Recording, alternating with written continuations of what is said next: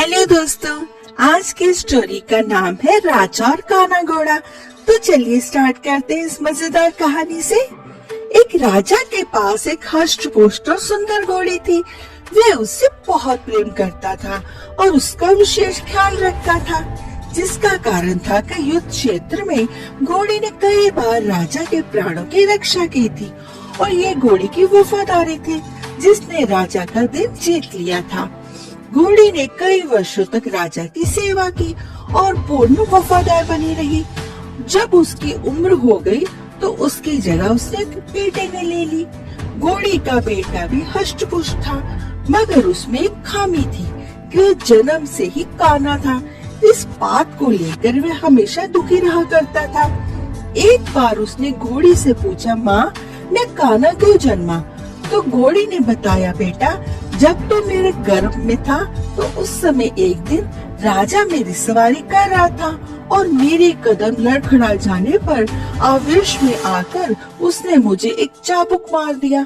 शायद इसी कारण तो काना जन्मा है।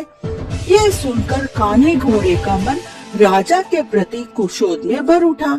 वह बोला, माँ, राजा ने मुझे जीवन भर का दुख दिया है, मैं उससे इसका प्रतिशोध लूंगा। घोड़ी ने समझाया, नहीं बेटा, राजा हमारा पालक है, उसके प्रतिशोध की भावना अपने हृदय में मत ला। माँ के समझाने पर भी काने घोड़े का क्रोध शांत नहीं हुआ। वह राजा से प्रतिशोध लेने का अवसर ढूंढने लगा और बहुत जल्द ये अवसर उसे मिल भी गया। राजा युद्ध क्षेत्र के मैदान में काने घोड़े पर सवार था।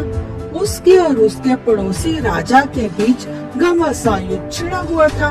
तलवारबाजी करते करते अचानक राजा घोड़े से नीचे गिरा।